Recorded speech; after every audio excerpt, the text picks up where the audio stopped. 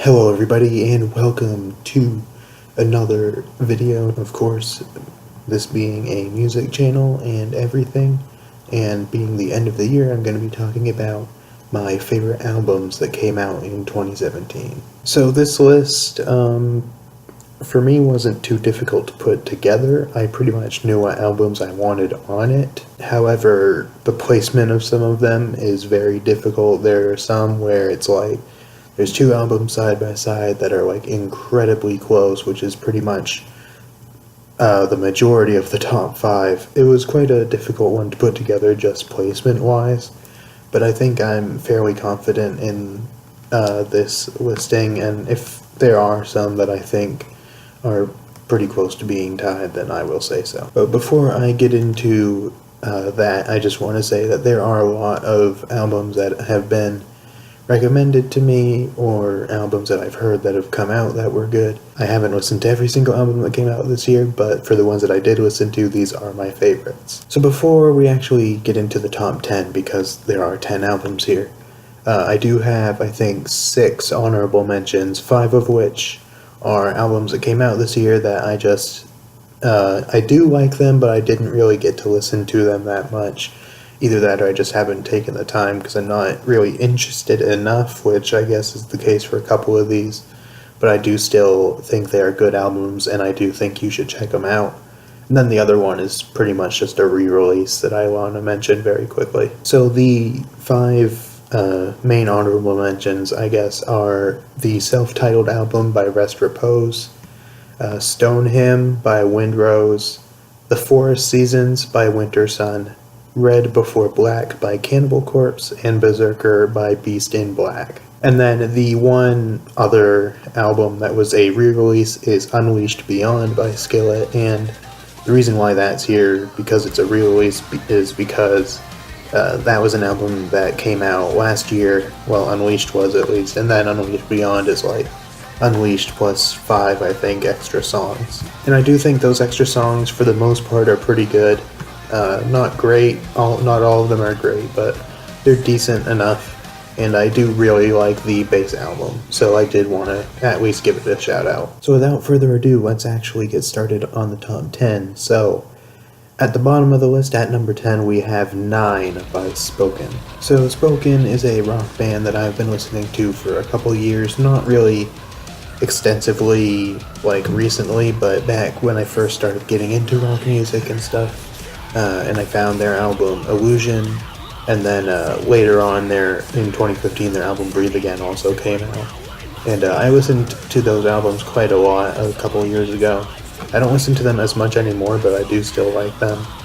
And this is their 9th album. They've been around for quite a while. And I will say this is a pretty good album if you're into rock. However, my one big problem with it, and pretty much the reason it's at the bottom of the list, is I didn't really have much desire at all to come back to it. I listened to the singles a couple of times, and then I listened to the album beginning to end once, then maybe a couple of songs after that, maybe a few times, but really that's all that I've listened to this album. It's not one that I've really come back to. It is a competent album, it's a good album, but it's really, I don't think, anything that spectacular, and that's pretty much why it's last on the list. Next at number 9 is Outlive by Demon Hunter, which is an album that I already reviewed on this channel, and by the way, there are several of these that I haven't reviewed. If you'd like to see any reviews for any of them, then let me know. I did review this album, and my opinion on it, for the most part, has remained the same. For me, it's a decent album. It's not their best, it's not their worst, it's somewhere in the middle. Really, the biggest reason why it's so low is, like the Spoken album, I haven't really come back to it a whole lot. There are several songs like Patience and Slight the Odds and Cold Blood and Died in My Sleep that I did go back to quite often for a good few months. And then I just kinda didn't really listen to them anymore. Actually, like, wanting to listen to them just didn't happen quite as much. So, that's pretty much why it's so low. Plus, it was a little disappointing for me. still a good album, but definitely far from their best, I think. A decent enough album, but like the Spoken album, I didn't come back to it a whole lot, and I wouldn't really consider the majority of it to be anything incredible. Number 8 is the self-titled album from Narnia, which is a Swedish, I think they're a power metal band, and it's a pretty good album. I've listened to it a couple of times, and I will say at first I wasn't really into it just because when I listen to power metal, I listen to stuff like Sabaton or Powerwolf, which does sound kind of different from Narnia's style. But after listening to it a little bit, I actually really like it, and it's a pretty good album as well. And I think this is they broke up for a little while, and I think this is sort of their album where they get back together, kind of similar to what Breaking Benjamin did with Dark Before Dawn back in 2015. It's a good album, and I would recommend you check it out. At number 7, we have Prophecy of Ragnarok by Brothers of Metal. It is a very good album. It's their debut album as well, and for a debut album, this is really good. I really like their style and their sound, and as well as like the lyrical content being about like Norse mythology and stuff like that. So if you're into bands such as Amon Amarth, for example, which have similar lyrical content, you might be into these guys. It's a really good album. I really like it. It actually has, I think, 2 vocalists, a male and a female vocalist, and they work very well together.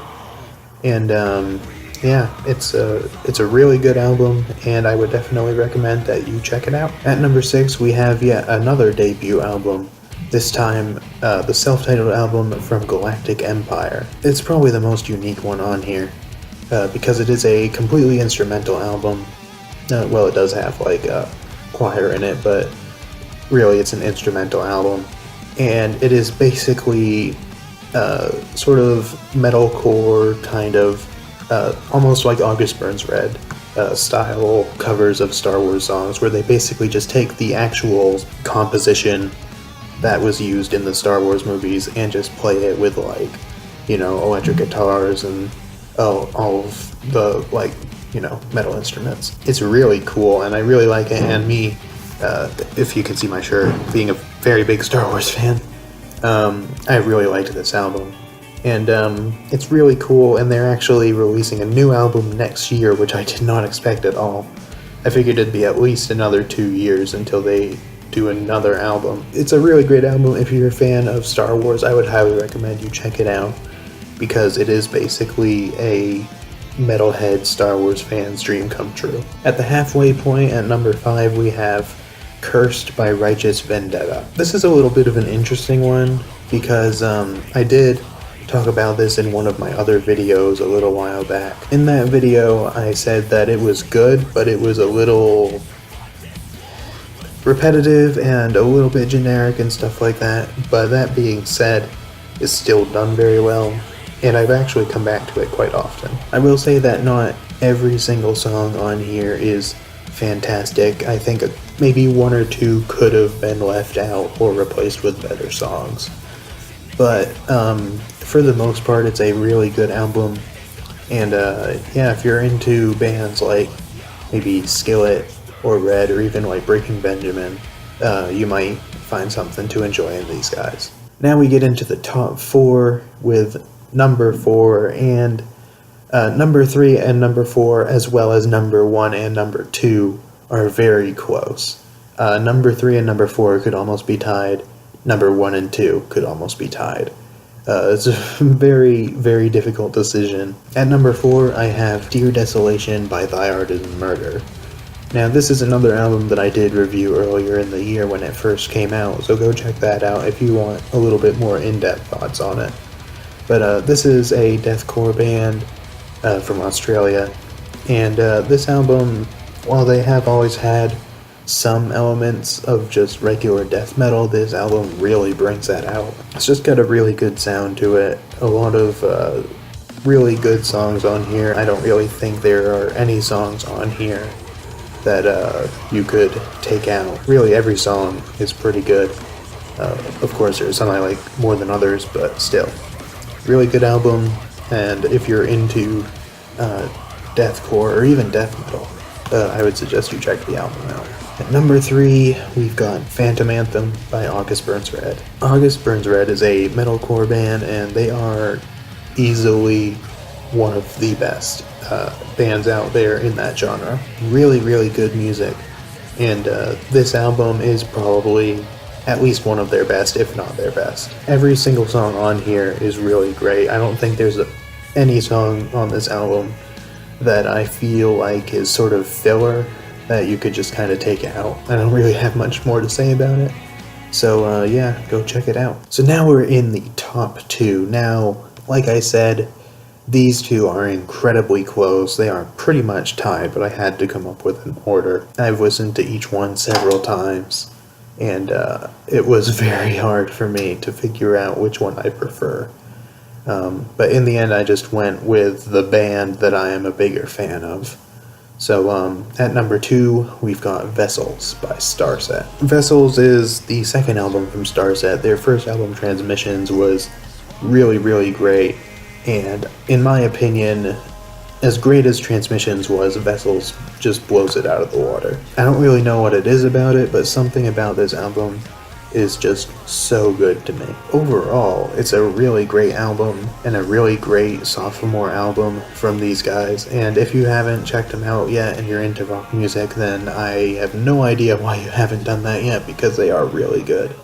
And yeah, I really like this album. I listen to it a lot, and I can definitely say that if you listen to any of the albums on this list, this one, along with number 1, are like must listens.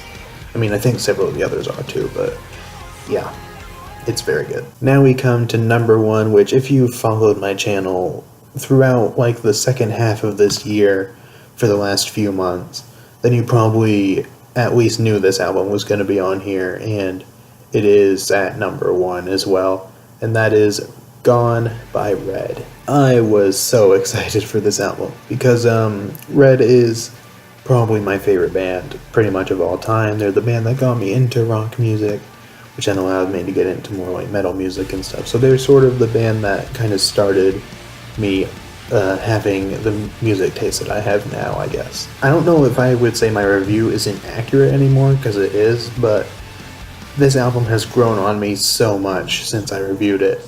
And I don't know if I would say it's their best album, but, well, it's kind of hard for me to say, really, because now that I've listened to it so much, this, along with Of Beauty and Rage and Instinct, are so close together.